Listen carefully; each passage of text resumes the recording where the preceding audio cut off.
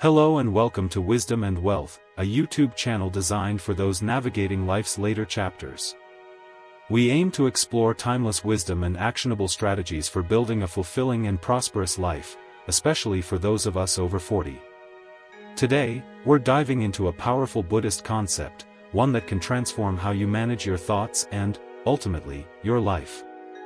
Before we begin, if you find value in what we share, please consider liking this video and subscribing to Wisdom and Wealth. Your support helps us bring more of this content to you. Do you ever wonder just how much your mind is capable of? It's an incredible tool, a powerful asset, if you know how to harness its potential. It's often said that the mind is the best servant, but only if you're the master. That's the key, isn't it? If you allow your mind to dictate your actions, to control your thoughts, you'll find yourself a slave to its whims, driven by anxieties and fears. An uncontrolled mind can lead to unnecessary stress, missed opportunities, and a general sense of unease, especially as we grow older and value peace of mind. Think about it. How much better would your relationships be? How much more successful would you be in your career? How much more joy would you experience each day if you could truly master your thoughts? It's a worthwhile pursuit, one that can profoundly impact your quality of life. The good news is, it's within your reach. It just takes understanding and practice. So, how do we gain control of our minds? How can we navigate and manage those persistent negative thoughts that creep in, especially as we reflect on our past or worry about the future? Many people believe that simply replacing a negative thought with a positive one is the answer, a sort of mental swap. They think it's like uprooting a weed and planting a flower in its place. But the reality is, you can't force a thought out of your mind. Try it right now. Focus on a specific thought, then try to completely erase it. It's nearly impossible, isn't it? The mind doesn't work like that. You can't just bulldoze your way to a positive mindset. Now, if you're enjoying this discussion about mastering your mind, please like this video and subscribe to Wisdom and Wealth for more content on personal growth and financial well-being. The more you resist a thought, the harder you try to suppress it or forget it, the more stubbornly it returns. It's like trying to hold a beach ball underwater. The moment you relax your grip, it pops right back up. The same is true for negative thoughts. They often become more persistent and more intrusive when we try to suppress them. It's a frustrating cycle. But what if, instead of fighting those negative thoughts, we could transform them? What if we could use their energy, their intensity, to propel ourselves toward a more positive and constructive state of mind? That's what we're going to explore. This is something that really works for me, and I know will for you. In this video, I'm going to share a straightforward and practical method for redirecting the energy of negative thoughts, for transforming them into positive forces within our minds. This method involves asking yourself 5 specific questions. These questions aren't a magic bullet, but they are a powerful tool for self-awareness and positive change. They help to ground you in the present moment and encourage you to cultivate wholesome qualities and thoughts. Now, before we dive in, it's important to remember that these practices, like any skill, take time and dedication. They aren't always easy, but with consistent effort, you will see results. If you stick with the process, continue practicing, you'll find it becomes increasingly natural. With consistent practice, you'll become accustomed to the process, and dealing with negative thoughts will become significantly easier, giving you greater control over your mind. It won't happen overnight, but with persistence, you'll develop a new mental framework that allows you to navigate challenging emotions and thoughts with greater ease and effectiveness. Alright, let's get started. The first question you need to ask yourself is this: what are the thoughts that keep me away from peace? What thoughts steal my peacefulness? When you ask yourself this, you're essentially exploring your vulnerabilities. The things that trigger you, the things that upset you. These weaknesses are unique to each of us. What disrupts one person's peace might not even register for another. For one person, the thought that robs them of peace might be anger. They might ruminate on past slights or injustices, fueling resentment and preventing them from moving forward.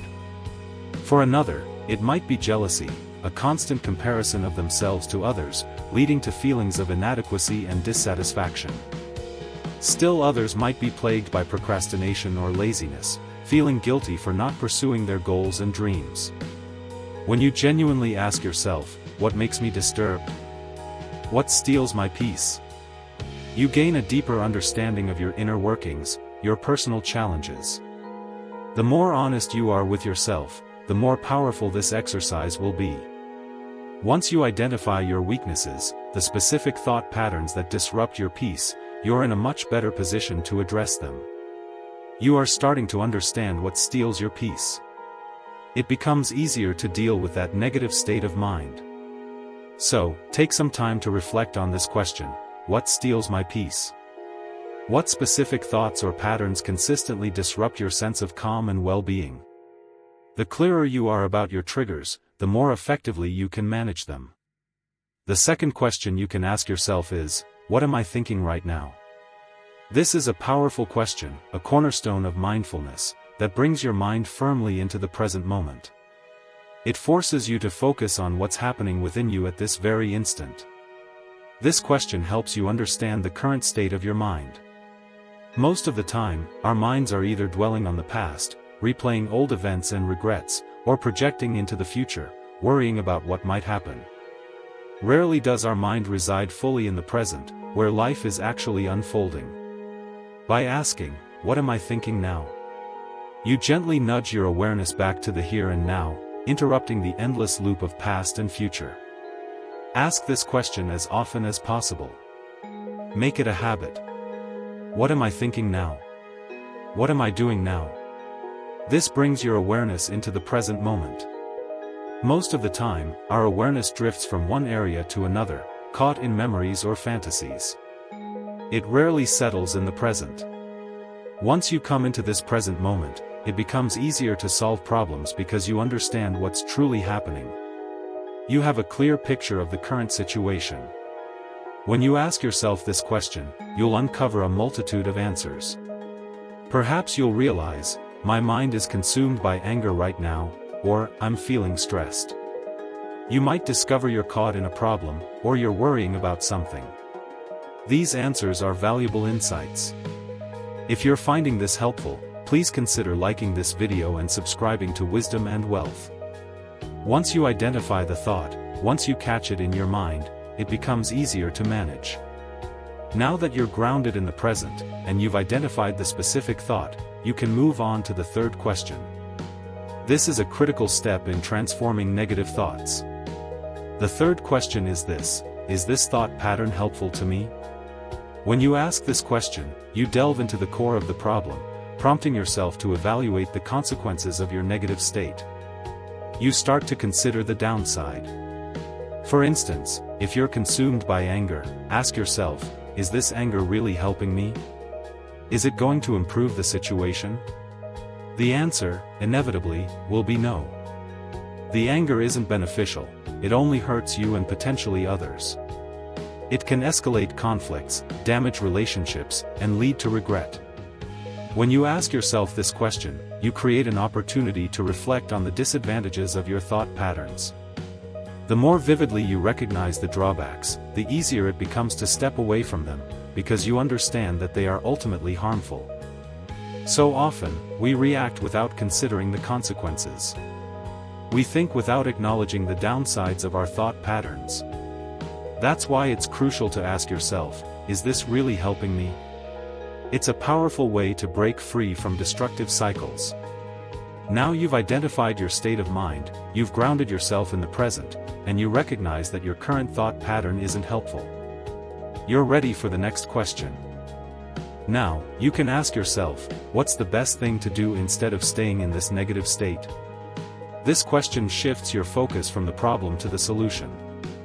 You're no longer dwelling on the negative, you're actively seeking a more positive alternative. For example, if you're struggling with anger, ask yourself, what's the best way to respond other than staying angry? What should I do now?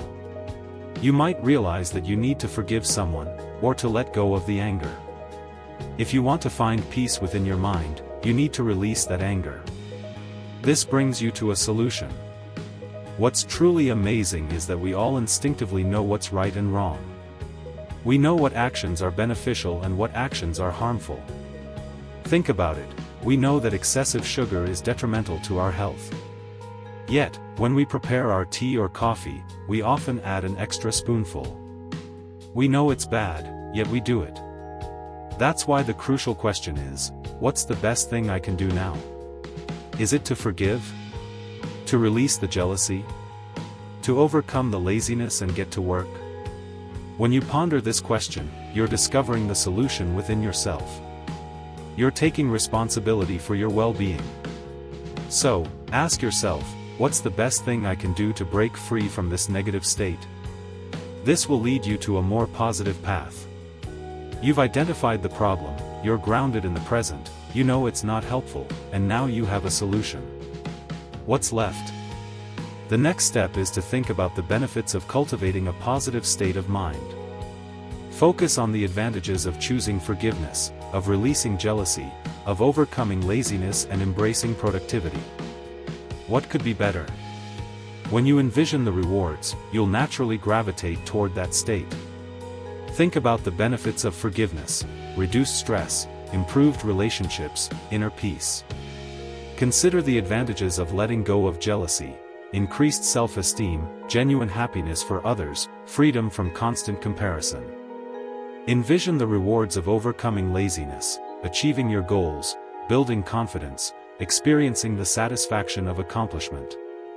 The more clearly you see the positive outcomes, the more motivated you'll be to embrace those thoughts and behaviors. You know that you're going to improve your life. So, ask yourself, what are the benefits I'll gain by cultivating these wholesome thoughts? That's the fourth powerful question.